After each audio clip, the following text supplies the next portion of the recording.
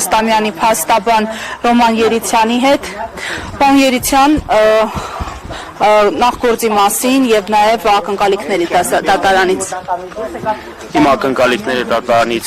առայժմ այնպիսին են, որ դատարանը կայացնելու է արդարացման վերջիկ, ինչու են ակնկալիքներս այդպիսին, որովհետեւ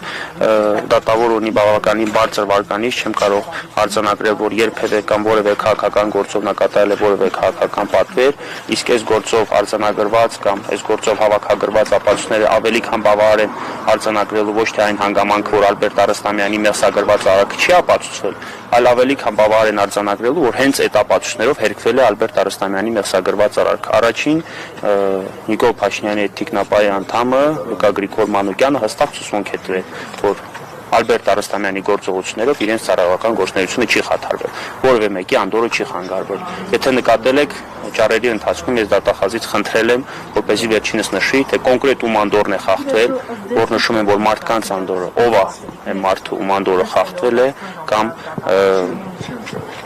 ովքեր են այն մարդկանց, որոնք են այն մարդկանց շրջանակը, որոնց անդորը խախտվել է։ Հանրային մեղադրողի հետ կապակցությամբ որևէ դիրքորոշում չհայտնեց, որովհետև չկա որևէ մակ, որի անդորը խախտվել է։ Իսկ կոնկրետ իմ պաշտպանյալի գործողությունները, քանի որ միտված էին ընդամենը բողոքի իր ակցիան, այո, իր ակցիան արտահայտելու, իր բողոքի դիրքորոշումն իրականացնելու, իր բողոքի իրավունքն իրացնելու, ուստի նրա արարք խուլիգանություն որակվել չի կարող։ Խուլիգանություն որակվելու դեպքում ավելի քան ակնհայտ է, որ նրա նկատմամբ դրսևորվում է բացահայտ խտրականություն, որովհետև ես դատական նիստում ցուցադրեցի լուսանկարներ եւ հիշեցրեցի հանրահայտ 4 դեպք, երբ որ ոչ թե արարք խուլիգանություն չի որակվել, այլ այդ մասով անգամ քրեական բարույթ չի նախաձեռնել։ Շնորհակալություն։